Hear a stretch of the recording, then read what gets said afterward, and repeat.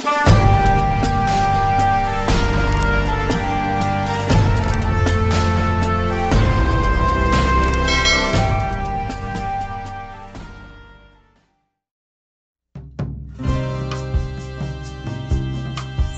jumpa lagi rekan-rekan semua. Kisah pemuda kaya yang sederhana. Episode 182. Teman-teman, kali ini kita telah memasuki episode 182. Jangan lupa like dan komen ya. Dan bagi yang belum subscribe, silahkan subscribe dulu supaya teman-teman dapat pemberitahuan jika kami upload cerita terbaru. Dan admin mengucapkan terima kasih kepada rekan-rekan yang telah mengikuti cerita ini. Mari kita dukung channel ini supaya senantiasa bisa terus menampilkan cerita-cerita terbaru. Kita kembali ke cerita. Pada episode yang lalu diceritakan, siang itu Pak Brahmana adalah rekan Pak Albert yang cukup dekat dengan HRD perusahaan ini. Pak Bram yang bermaksud membantu Pak Albert siang ini dibuat malu oleh hasil rekaman kamera yang diputar oleh HRD.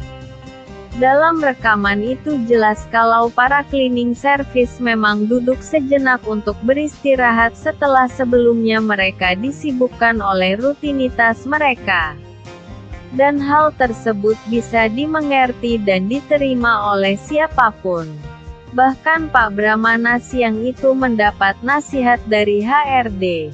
Dan tak berapa lama kemudian Pak Brahmana terlihat meninggalkan ruang HRD. Albert, lu jangan cari-cari perkara lah. Kalau kamu mau aman sebaiknya kamu juga jaga sikap dan perbuatanmu. Jangan terlalu berlebihan. Itulah nasihat Pak Brahmana kepada Pak Albert ketika Pak Brahmana menghubungi Pak Albert melalui telepon. Dan Pak Bram juga memberitahukan hasil temuannya di HRD. Bahkan saat ini pihak HRD terlihat mencemooh Pak Albert. Beberapa orang di HRD bilang Pak Albert lain di mulut lain di hati. Di depan para cleaning service terlihat baik tapi di belakang seolah ingin menusuk. Pak Brahmana juga berkata kalau dirinya merasa malu dengan tingkah laku Pak Albert tersebut. Dan mendengar apa yang dibicarakan Pak Albert tersebut, Pak Brahmana menjadi terkejut. Dirinya tidak pernah menyangka kalau di lantai 4 ada kamera pengawas yang diletakkan di tempat dirinya bertemu dengan para cleaning service itu. Wah, kurang ajar. Aku malah dipermalukan seperti ini, batin Pak Albert. Pak Albert kemudian berpikir bagaimana caranya agar bisa menyingkirkan para cleaning service tersebut dan mengganti dengan cleaning service yang baru. Pak Albert kemudian menghubungi salah satu stafnya dan meminta kepada stafnya itu supaya menghubungi Pak Dimas. Pak Albert juga meminta kepada stafnya itu untuk meminta 2 orang cleaning service supaya bersedia datang ke ruang bagian produksi, tepatnya di office bagian produksi. Dan disitulah Pak Albert kemudian merencanakan segala sesuatunya. Dan tak berapa lama kemudian 2 orang cleaning service telah datang ke ruang office bagian produksi. Anak buah Pak Albert kemudian meminta kedua orang cleaning service tersebut untuk bersih-bersih di dalam ruangan tempat kini mereka bekerja. Siang itu sudah menunjukkan pukul 3 siang.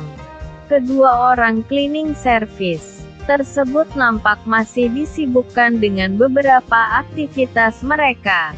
Kedua cleaning service tersebut bernama Akbar dan Bayu. Pak Albert kini sedang berusaha mencari akal bagaimana memanfaatkan keadaan ini. Pak Albert kemudian mendekati Bayu. "Mas, sebentar. Aku mau bicara sebentar," kata Pak Albert pada Bayu. "Mas, nama kamu siapa, Mas?" tanya Pak Albert kepada cleaning service bernama Bayu tersebut. "Saya Bayu, Pak," jawab Bayu. Dan setelah beberapa lama mereka terlibat pembicaraan, kini Pak Albert kemudian bertanya kepada Bayu. "Mas, kamu punya teman bernama Firman dan Andi ya?" tanya Pak Albert. "Iya Pak, Firman dan Andi itu memang teman saya," kata Bayu. Saat itu Pak Albert kemudian berpikir mungkin dengan uang yang dimilikinya saat ini dirinya bisa bekerja sama dengan Bayu untuk mencelakakan Firman. "Mas, bagaimana menurutmu temanmu yang bernama Firman dan Andi itu?" kata Pak Albert kepada Bayu. "Mereka baik dan rajin bekerja Pak. Cuma sekarang ini Andi jarang ke perusahaan ini. Kayaknya dia cuma sampingan saja kerja di sini Pak," kata Bayu kepada Pak Albert. "Lah mana bisa Mas, seorang cleaning service kok cuma kerja sampingan di perusahaan ini? Emangnya ini perusahaan apa kok buat main-main seperti itu?" kata Pak Albert kemudian. "Iya Pak, saya juga tidak tahu kok Mas Andi bisa seperti itu. Kami para cleaning service juga heran Pak dengan keadaan seperti ini," kata Bayu. "Mas, kamu mau gak kalau sekiranya cleaning service bernama Andi itu tidak bekerja di sini lagi?" Mendengar Pak Albert berkata seperti itu, Bayu kemudian berkata, "Wah, kalau seperti itu bagaimana ya Pak? Saya tidak bisa berkata apapun." Kini Bayu merasa ada sesuatu yang agak berbeda dengan nada dan gaya bicara Pak Albert tersebut. "Pak, maaf, saya diminta datang ke sini untuk kerja apa ya Pak? Kalau ada yang perlu saya bereskan biar saya bisa mulai sekarang Pak." "Tidak ada yang perlu kamu lakukan di sini Mas. Ini uang diem untuk kamu. Kamu bilang saja sama teman-teman dan atasanmu kalau kamu di sini beres-beres di ruangan ini. Kamu jangan bicara apa-apa tentang pertemuan ini. Atau kamu akan merasakan akibatnya kalau kamu tidak menuruti perintah saya ini. Sudah, sana kamu pergi dari sini," kata Pak Albert kepada Bayu. Kini Bayu dan Akbar kemudian meninggalkan ruangan Pak Albert. "Yuh, kok kayaknya hari ini aneh banget deh kita. Ada maksud apa nih Pak Albert bertanya-tanya seperti itu kepada kamu?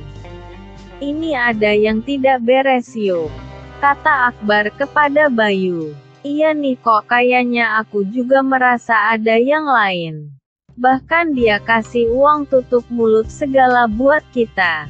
Tidak mungkin kalau gak ada apa-apa kok pakai uang tutup mulut segala," kata Bayu kemudian. "Yuk, kayaknya kita harus bicara dengan Pak Dimas tentang masalah ini. Dan tentang ancaman Pak Akbar, aku pikir kita ada Andi. Andi di perusahaan ini banyak koneksi. Tidak akan semudah itu bagi Pak Albert mengusir kita semua. Dan masalah uang ini, terus terang aku gak butuh uang ini," kata Bayu kepada Akbar. Dan Akbar kemudian berkata, "Aku setuju banget yuk dengan kamu. Buat apa kita tunduk dengan Pak Albert?" kata Akbar kemudian. "Ya sudah Bar, kalau gitu kita harus bicarakan semua ini dengan Pak Dimas biar Pak Dimas tahu kebenaran dari apa yang kita alami hari ini, biar kalau nanti ada apa-apa Pak Dimas bisa tahu dan tidak menyalahkan kita. Biar Pak Dimas dan teman-teman juga bisa membantu kita. Lagian kalau semua bersatu aku yakin Pak Albert tidak akan menang melawan kita semua. Kita masih ada Pak Dimas dan Mas Andi yang aku yakin tidak akan tinggal diam dengan tingkah Pak Albert," kata Bayu terlihat begitu bersemangat ketika berbicara tentang masalah ini. Dan sore ini kedua cleaning service ini pun segera menghadap Pak Dimas. Bayu dan Akbar segera menceritakan kejadian yang dialaminya itu kepada Pak Dimas. Pak Dimas kemudian juga berkata bahwa tadi siang dirinya memang sempat dihubungi Pak Albert dan masih berhubungan dengan hal ini. Tenang saja Mas. Kalian percaya sama aku. Tidak akan ada yang bisa mengutak-atik Mas Andi selama aku masih di perusahaan ini. Jangankan cuma Albert. Orang di atas Albert sekalipun tidak akan bisa berbuat banyak. Oh ya Mas, tolong nanti dikasih tahu kepada teman-teman besok pagi kita ada rapat di ruang ini jam 10 pagi ya Mas, kata Pak Dimas. Tak berapa lama kemudian tampak Andi dan kedua orang temannya datang ke ruangan tersebut. Tampaknya pekerjaan para cleaning service telah selesai dan kali ini mereka telah persiapan untuk pulang. Dan ketika Andi memasuki ruangan cleaning service, Pak Dimas kemudian menceritakan apa yang dialaminya hari ini termasuk kejadian yang dialami oleh Bayu dan Akbar.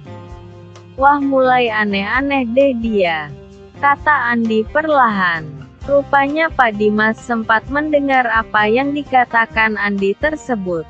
Aneh-aneh bagaimana Mas? Tanya Pak Dimas. Yaitu Pak, orang yang bernama Pak Albert.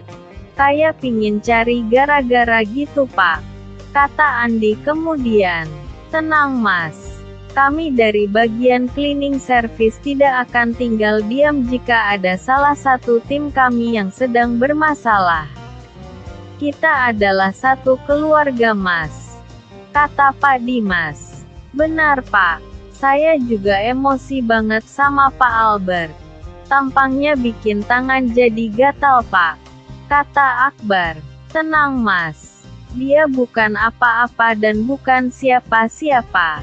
Tidak usah dipikirkan, kata Andi dengan santainya. Pak Dimas yang mendengar kata-kata dari Andi tersebut terlihat cuma tersenyum.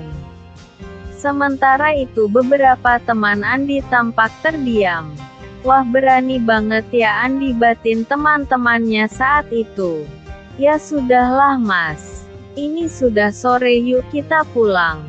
Pak, saya pulang dulu ya Pak, kata Andi berpamitan pada Pak Dimas dan beberapa temannya yang saat itu berkumpul di ruang cleaning service.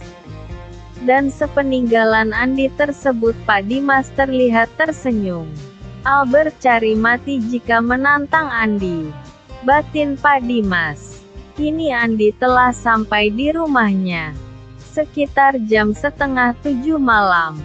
Dan ketika sampai di rumah kini telah ada beberapa penghuni rumah kos yang duduk di ruang depan. Tampak Fatma dan Yuni sedang terlibat dalam sebuah perbincangan. Rupanya malam ini Yuni dan Fatma tengah membicarakan salah satu penghuni rumah kos bernama Yogi yang siang tadi mengalami kecelakaan di jalan. Yogi adalah salah seorang penghuni rumah kos Andi yang telah kos di rumah tersebut selama 5 bulan. Fatma kemudian bercerita kepada Andi kalau Yogi mengalami kecelakaan tadi siang. Yogi tadi siang terserempet sebuah mobil ketika mengendarai motornya. Dan sang pengemudi mobil yang menyerempet Yogi ternyata kabur dan tak bertanggung jawab. Yogi tadi siang dibawa ke rumah sakit oleh pihak kepolisian dalam keadaan tak sadarkan diri. Dan dari kontak di nomor handphonenya tersebut kemudian pihak kepolisian menghubungi beberapa nomor yang sering dikontak dan mengabarkan jika Yogi mengalami kecelakaan dan saat ini sedang dirawat di sebuah rumah sakit. Tadi siang Fatma adalah salah seorang dari nomor kontak yang dihubungi oleh kepolisian. Dan kini teman-teman Yogi sedang mengadakan penggalangan dana karena sampai tadi Yogi masih dalam keadaan tak sadarkan diri. Bagaimana nih teman-teman, siapa yang mau ke rumah sakit duluan? Irwan kemana Fat? Tanya Andi menanyakan Irwan kepada Fatma. Sampai saat ini Mas Firman belum pulang Mas, Ya sudah kalau gitu tolong Yuni hubungi Irwan dan kalau bisa minta Irwan segera ke rumah sakit saja. Irwan gak usah pulang. Biar Yogi ada yang ngurusi di rumah sakit. Yang ngurusi di sana sudah ada teman kita Mas. Jadi untuk sementara tenang saja. Di rumah sakit sudah ada Dewi dan Yani Mas. Mereka hari ini izin dari tempat kerjanya dan langsung ke rumah sakit setelah mendapatkan informasi. Kata Fatma kemudian. Ya udah kalau gitu kita ke rumah sakit saja yuk. Kata Andi kemudian. Dan Andi segera memesan sebuah taksi online. Jam 7:30 malam kini mereka telah sampai di rumah sakit tempat Yogi dirawat. Ternyata Yogi mengalami luka yang cukup parah. Bahkan sampai mereka datang Yogi belum tersadar dari pingsannya. Bagaimana nih Mas? Apa yang mesti kita lakukan? Tanya Fatma kepada Andi. Begini Fat, menurut Mas Andi sebaiknya dilakukan penanganan saja sesuai rekomendasi dari rumah sakit ini. Besok baru kita hubungi tempat kerja Yogi. Siapa tahu nanti ada solusi terbaik dari perusahaan. Dan setelah Andi berbicara beberapa saat dengan teman-temannya maka kini kemudian diketahui di mana Yogi saat ini sedang bekerja. Andi yang mendengar nama perusahaan tempat Yogi bekerja kini kemudian mengetahui kalau tempat kerja Yogi itu adalah salah satu perusahaan milik salah satu paman Andi. Perusahaan itu adalah milik adik Bulina atau mamanya Andi. Malam itu kemudian dilakukan tindakan yang memang seharusnya dilakukan. Malam ini Andi kemudian melakukan pembayaran atas beberapa tindakan terhadap Yogi dan Andi adalah sebagai penanggung jawab yang menggantikan keluarga Yogi. Beberapa teman Yogi tampak menangis ketika malam ini melihat keadaan Yogi. Rupanya Yogi mengalami luka yang cukup parah bahkan Yogi divonis mengalami gagar otak. Itulah kisah pemuda kaya yang sederhana episode 182. Terima kasih kepada rekan-rekan yang sudah mengikuti cerita ini. Jangan lupa like, subscribe, dan bagikan cerita ini kepada rekan-rekan Anda. Silahkan rekan-rekan tulis saran dan komentar Anda. Dan mari kita majukan channel ini. Supaya kita bisa terus menikmati cerita ini. Terima kasih.